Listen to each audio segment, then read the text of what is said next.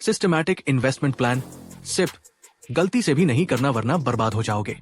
आजकल सारे व्यक्ति ये बात बोल रहे हैं और काफी सारे व्यक्ति इस बात को एक्सेप्ट भी कर रहे हैं। और यही तो वजह है कि जो सिप स्टॉपेज रेशियो है वो फरवरी के मंथ में 123% तक पहुंच गया है।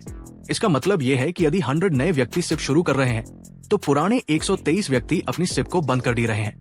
यानी जितने व्यक्ति सिप स्टार्ट कर रहे हैं उससे ज्यादा व्यक्ति सिप को स्टॉप कर रहे हैं। इसके पीछे मेन रीजन ये है कि जिन व्यक्ति ने पिछले कुछ टाइम में सिप शुरू की है वो अभी लॉस में चल रहे हैं। अब आप यहाँ पे मुझे बोलेंगे कि आप खुद भी तो सिप को इतना ज्यादा प्रमोट करते हैं और देखो जिन व्यक्ति ने रीसेंट टाइम में सिप शुरू की है वो सब लॉस में चल रहे हैं। तो सिप तो बेकार चीज है ना? तो सिप बेकार है या नहीं? और यदि बेकार है तो किसके लिए बेकार है, ये मैं आपको एक कहानी से बताता हूँ। ये कहानी बहुत ज्यादा इंपॉर्टेंट है तो ध्यान से सुनना। एक छोटा सा गांव था, उसमें एक किसान रहता था। उसका नाम था करमचंद। करमचंद का सपना था एक बड़ा सा आम का बगीचा बनाने का, जो ना सिर्फ उसके काम आए बल्कि उसकी आने वाली जेनरेशन के भी काम आए। तो अपने इस सपने को पूरा करने के लिए हर महीने करमचंद कुछ आम के पौधे लगाता था। मौसम चाहे कैसा भी हो, धूप हो, बारिश हो या फिर सर्दियां चल रही हो, वो अपना काम करता था, पौधे लगाता था। अब उसको देखकर बहुत सारे व्यक्ति कहते भी कि भाई अभी से पौधे क्यों लगा रहा है, जब भी वक्त आएगा तो लगाना, अभी से क्या जरूरत है। लेकिन वो किसी की नहीं सुनता था। उसको पता था कि उसको एक बड़ा सा आम का बगीचा बनाना है और उसके लिए पौधे लगाने हैं तो मैं लगाऊंगा।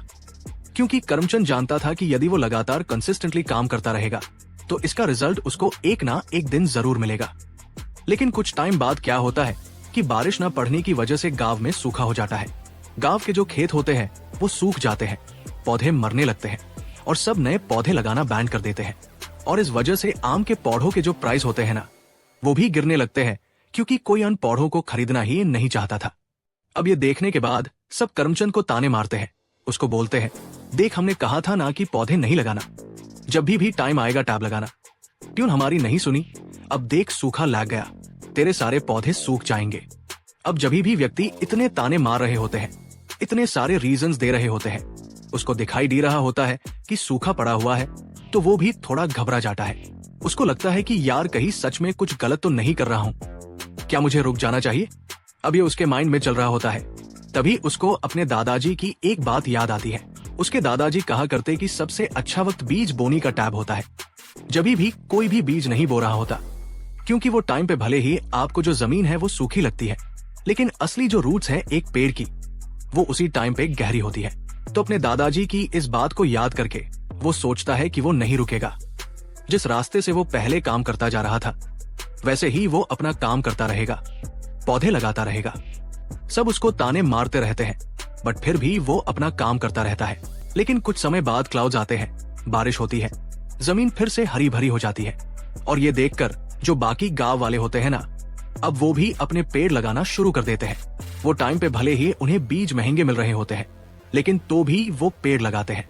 लेकिन करमचंद जो बहुत पहले से पौधे लगा रहा था, उसके पौधे अब जब भी बारिश वापस से पड़ने लगती है तो वो जो पौधे हैं वो अब पेड़ हो जाते हैं। पेड़ बनने के बाद वो फल डीन लगते हैं और वो फल इतने अच्छे होते हैं कि कई विकती सिटी से करमचंद के बगीचे के आम खाने आते हैं। और जब ही सब ये देखते हैं तो वो उससे पूछते हैं, भाई ट्यून कैसे किया, तू इतना सक्सेसफुल कैसे हुआ। तो ये कहानी को यदि हम सिप के नजरिए से देखें तो शुरू में हमने आपको जो कहा था कि सिप नहीं करना वरना बर्बाद हो जाओगे, ये वही व्यक्ति कह रहे हैं जिनकी सोच वो गांव वालों की तरह है। क्योंकि जब ही सूखा पड़ा है, जब ही मार्केट गिर रखा है, तो ये बोल रहे हैं कि सिप नहीं करना वरना बर्बाद हो जाओगे। कोई भी ये टाइम पे करमचंद नहीं बनना चाहता। जाप की मार्केट का बेसिक रूल है buy low and sell high. और अभी जब भी मार्केट लो पे है तो ये टाइम पे कोई भी बाय करने को रेडी नहीं है। जाप की आपको पता है कि जब भी सूखा पड़ता है, बीज सस्ते होते हैं, तभी आपको खरीदना चाहिए, क्योंकि ये टाइम पे आप ज्यादा यूनिट्स खरीद सकते हो और इसे लॉन्ग टर्म में आपको ज्यादा रिटर्न्स मिल सकते हैं।